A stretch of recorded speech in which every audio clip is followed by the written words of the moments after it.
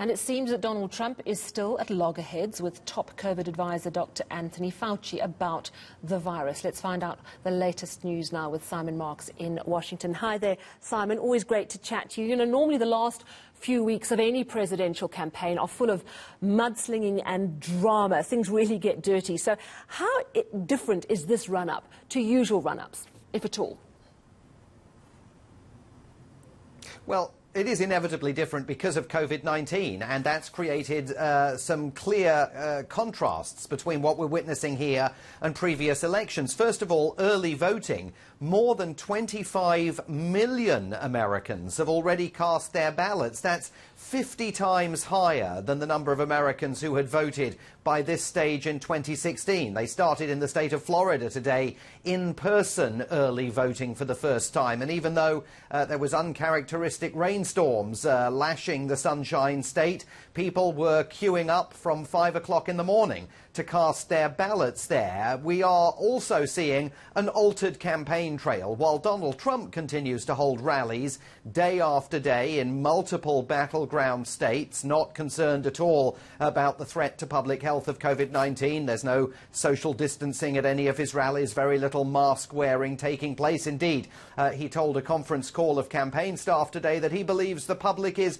bored with COVID-19. They don't want to hear about it anymore, he argues. Joe Biden, by contrast, is holding far fewer rallies. He's specialised in these kind of drive-in campaign events where he will address people, but they're all in their cars and they sound their car horns to articulate their approval of what he's saying.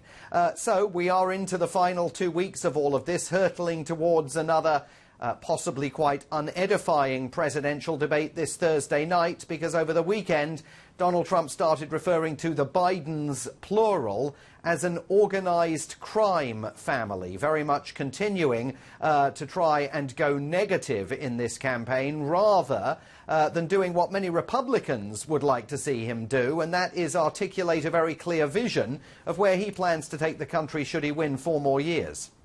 Simon, is there any indication, because it's such a polarised situation, I would imagine that those who are not going to vote for Trump will not be swayed by anything, he says, and also the same with the Biden supporters. But what about the undecided voters? How big is that pool? Well, it's small, it's tiny. I mean, even in most surveys a couple of weeks ago, only 6% of voters were saying, likely voters, were saying that their minds had yet to be made up, and presumably some of them in the intervening period of time have decided what to do. But that is what is so extraordinary about President Trump's tactics. I mean, talking at rallies about Hillary Clinton's emails, accusing Barack Obama and Joe Biden falsely of plotting a coup against his government, now calling the Biden family an organised crime group. I mean, all of that is designed only to appeal to his base. He wants to shore up his base and make sure they get out and vote for him.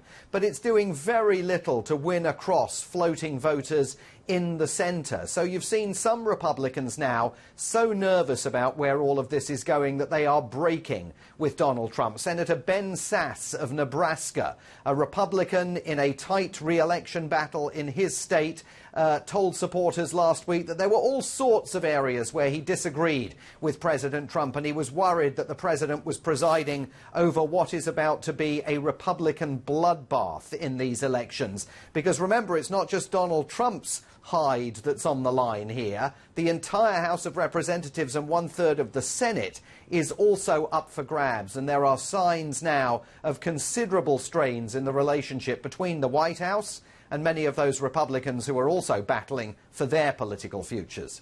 Thank you very much, Simon Marks, coming to us from Washington this evening.